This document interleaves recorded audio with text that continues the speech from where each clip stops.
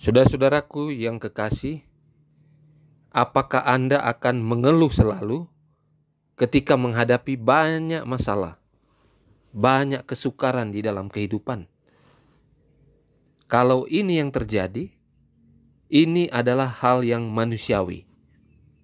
Artinya, secara manusia, kita adalah makhluk yang fana, yang diwariskan oleh nenek moyang kita, Adam dan Hawa, warisan kecenderungan untuk berbuat dosa, atau istilahnya kedagingan.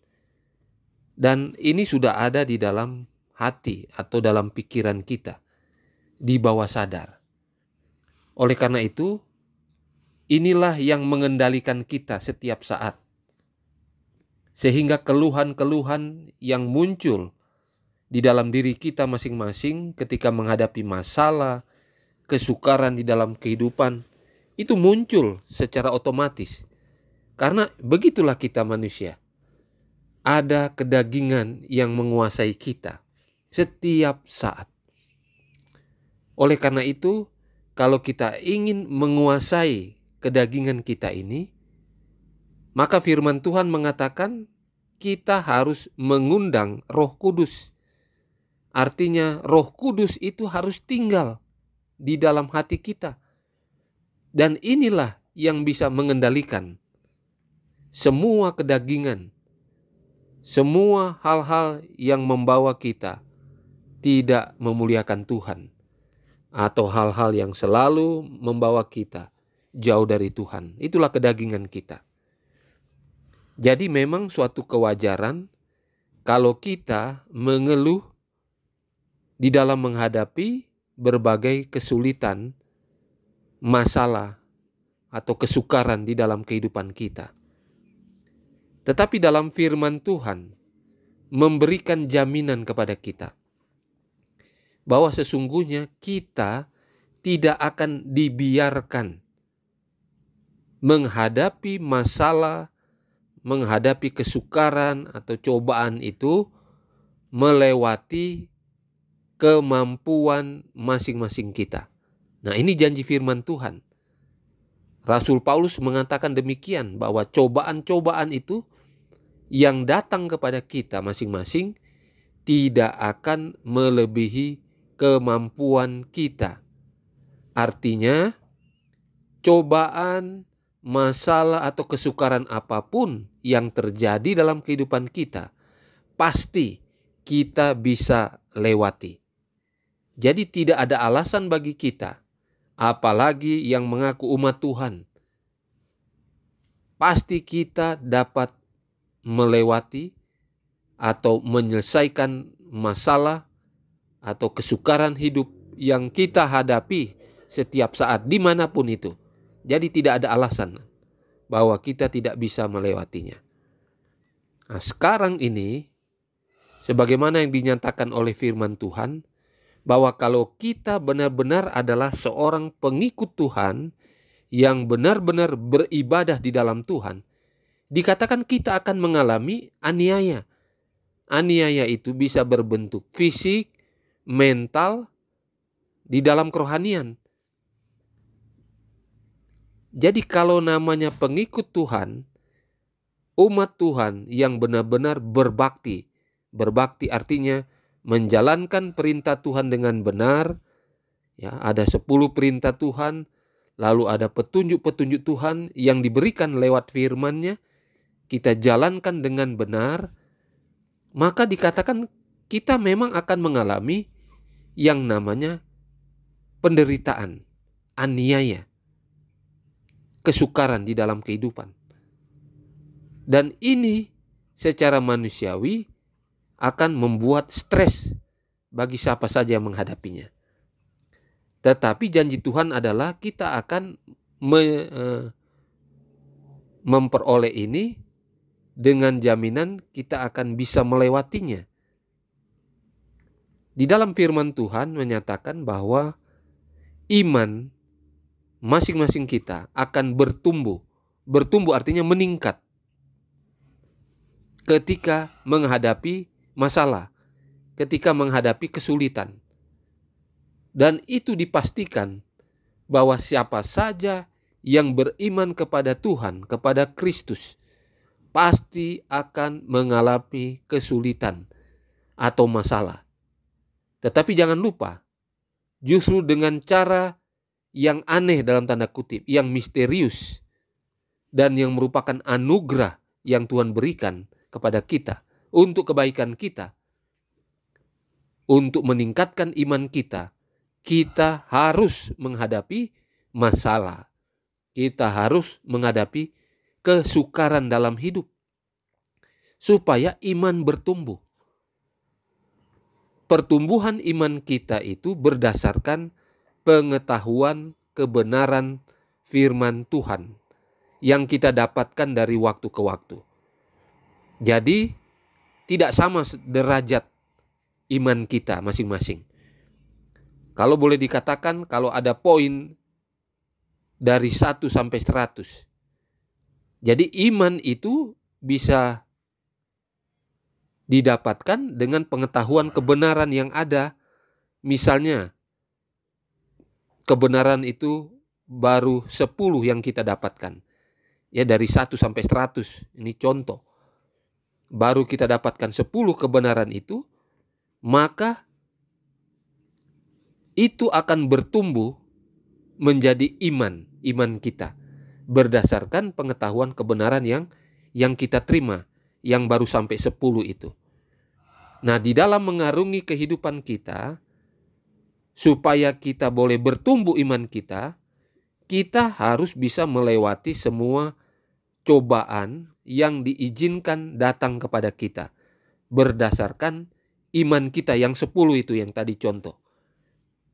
Dan Tuhan memberitahukan kepada kita lewat Rasul Paulus bahwa pencobaan yang akan kita terima tidak akan melampaui kemampuan yang kita miliki.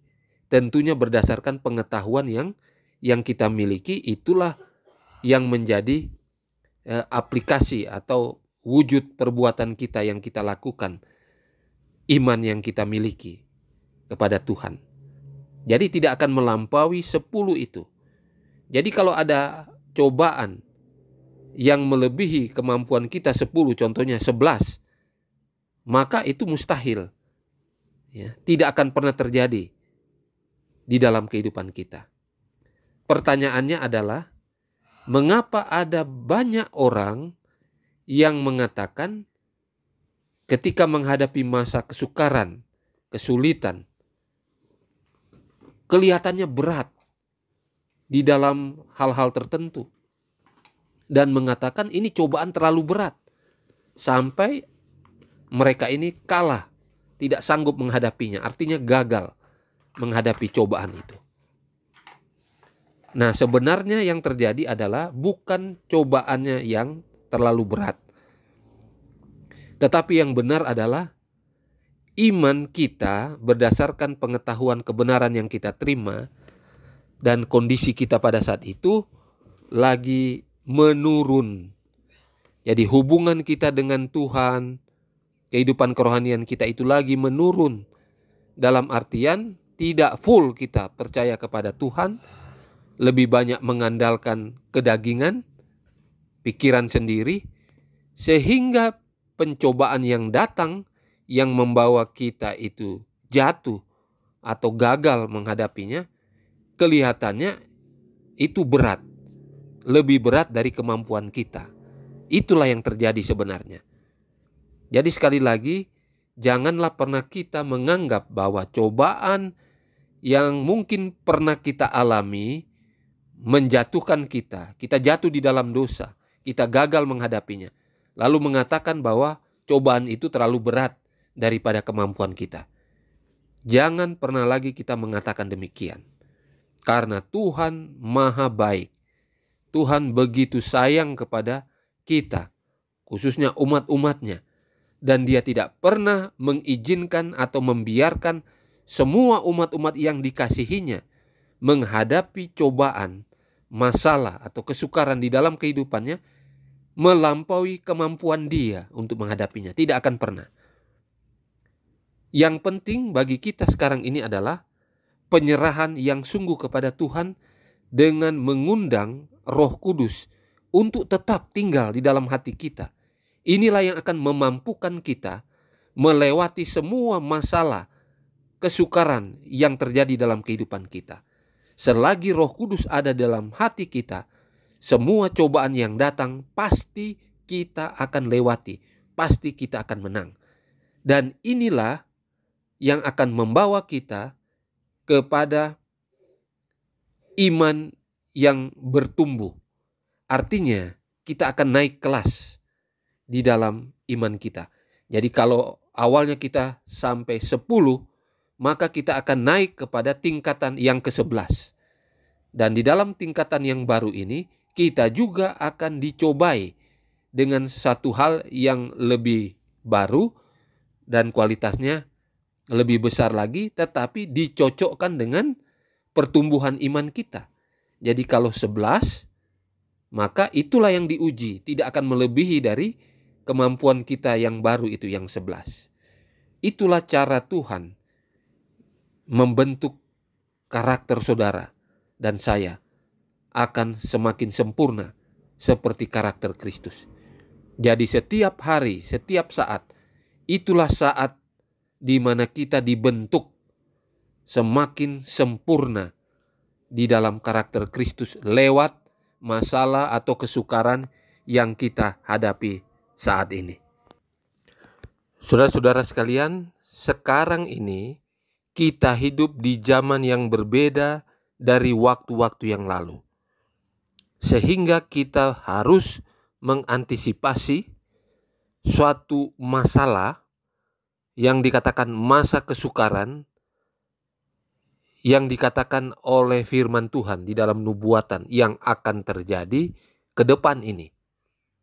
Dan sebenarnya apa yang dinyatakan oleh firman Tuhan, bahwa kita sesungguhnya sementara memasuki masa kesukaran, penderitaan, pra-sandelo,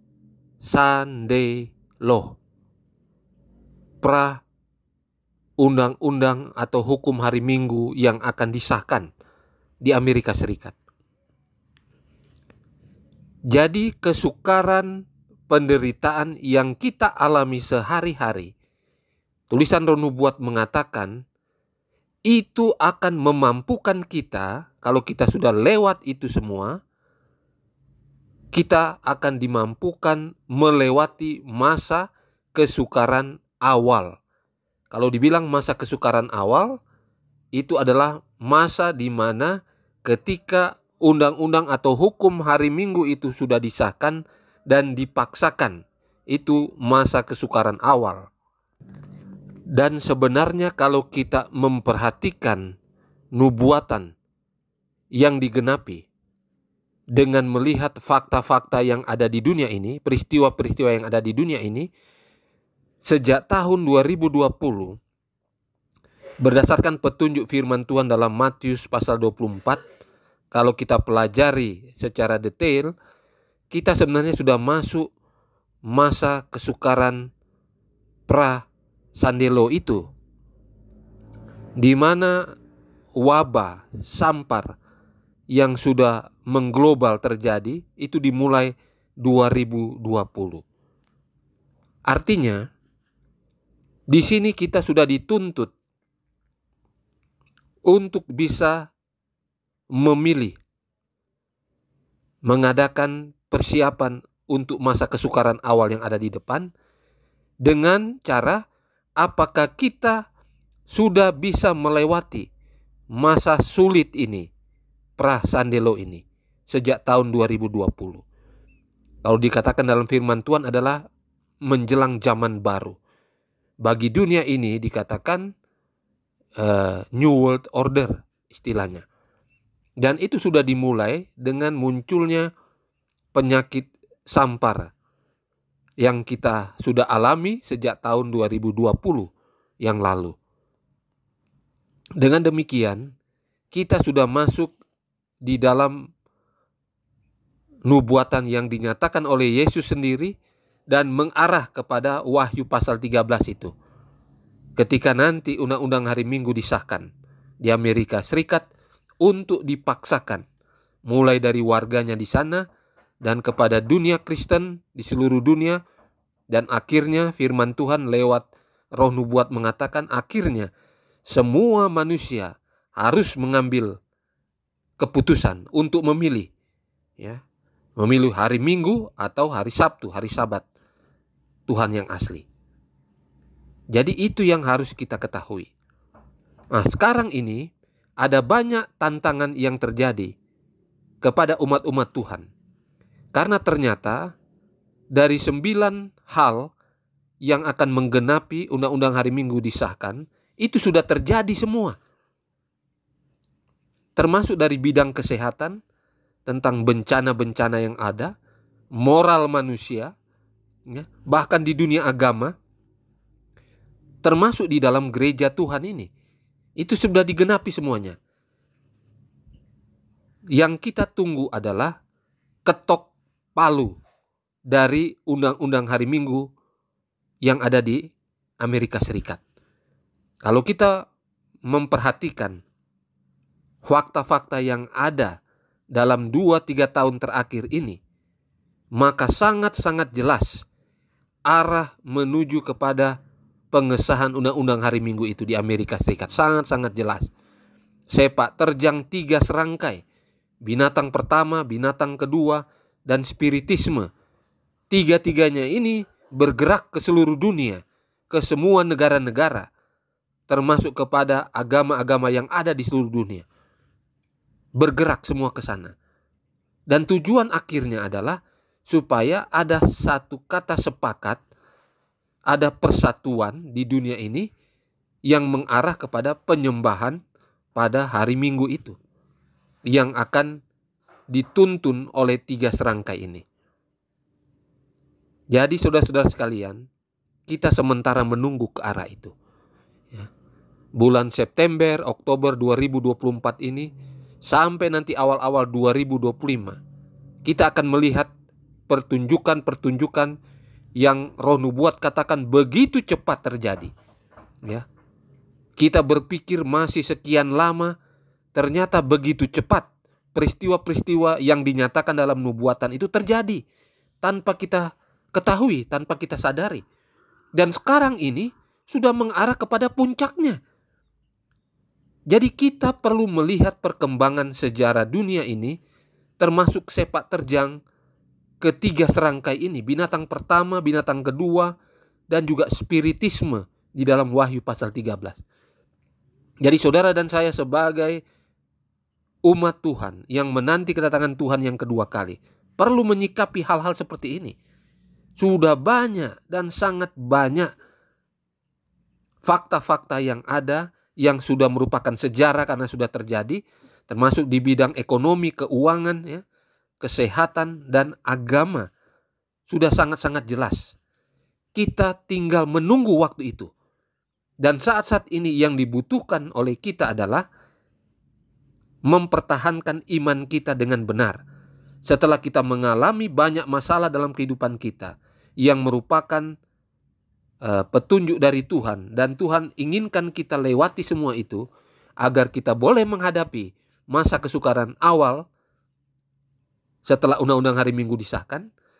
Maka saat-saat sekarang ini kita juga sementara mempersiapkan diri dengan peristiwa-peristiwa yang ada, yang boleh jadi itu sudah kita alami, beberapa dari kita alami, di mana kita sudah dipaksakan, hati nurani kita sudah dipaksakan untuk mengikuti agenda-agenda dunia yang di belakangnya dimotori oleh 3 serangkai ini. Dan ini semuanya petunjuk-petunjuk Tuhan, penggenapan nubuatan yang Tuhan nyatakan, apakah lewat Alkitab ataupun roh nubuat. Jadi saudara-saudara sekalian, kita mengarah ke sana. Oleh karena itu, marilah kita banyak berdoa, mengkhususkan waktu selalu bersama Tuhan. Kita ambil waktu puasa seminggu 1-2 kali. Karena hari-hari di depan ini adalah jahat semata-mata. Artinya sewaktu-waktu kita bisa jatuh di dalam kejahatan, dalam dosa, dengan hal-hal yang ditawarkan oleh setan dan agen-agennya kepada kita. tawaran-tawaran itu kelihatan menyenangkan bagi kita dan mungkin kelihatannya baik, tetapi bukan satu kebenaran. Dan hanya orang yang memiliki Roh Kudus saja yang bisa melihat, karena perbedaannya sangat kecil antara kebenaran dan kepalsuan. Hanya orang-orang yang beriman sungguh-sungguh kepada Tuhan memiliki kuasa Roh Kudus yang akan melihat apakah ini dari kuasa kegelapan, tawaran dari mereka, atau dari Tuhan sendiri. Oleh karena itu, dari hari ke hari kita perlu memiliki kepekaan di dalam hal-hal rohani untuk menyikapi semua yang ada di dunia ini. Jadi hati-hati dengan tawaran-tawaran dunia yang kelihatannya menyenangkan bagi kita untuk sementara waktu. Padahal itu jebakan-jebakan yang boleh jadi akan membawa kita untuk tidak bisa keluar lagi dari jeratan setan yang ditawarkan lewat kemudahan-kemudahan, kesenangan-kesenangan sementara di dunia ini. Jadi saudara-saudara sekalian, kita harus berpegang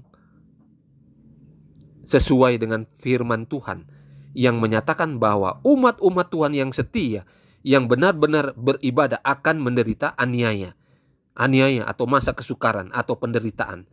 Itu yang harus kita pegang. Ketika ada tawaran-tawaran yang kelihatannya menyenangkan kita secara jasmani, pikiran, dalam hal-hal dunia, kita harus waspada, hati-hati. Karena apa? Karena setan sementara bekerja dengan keras untuk membawa, kalau bisa, saudara-saudara sebagai umat pilihan jatuh ke dalam dosa dengan cara mengikuti hal-hal yang kelihatannya menyenangkan sementara bagi kita manusia, khususnya umat-umat Tuhan. Jadi kita mengantisipasi dalam waktu dekat, termasuk malapetaka yang ada yang direkayasa, masalah ekonomi, keuangan, di dalam perbankan, di dalam jual beli, di dalam hal-hal kesehatan, dan di dalam dunia agama, baik yang di luar termasuk di dalam gereja Tuhan ini. Semua itu sementara digenapi, dan puncaknya nanti kita akan lihat akan ada banyak kemurtatan yang terjadi di dalam gereja. Karena apa? Karena tidak mengikuti petunjuk-petunjuk Tuhan dengan cara mengalami penderitaan setiap hari yang ditujukan untuk kemajuan atau pertumbuhan iman kita, di mana hal itu juga akan membawa kita sanggup menghadapi masa kesukaran awal yang ada di depan, yang tidak lama lagi, berdasarkan petunjuk yang ada di dunia ini, fakta-fakta yang ada di dunia ini. Kiranya Tuhan akan memberkati kita dan menyanggupkan kita melewati hari-hari kita yang penuh dengan tantangan. Tuhan Yesus memberkati kita. Amin.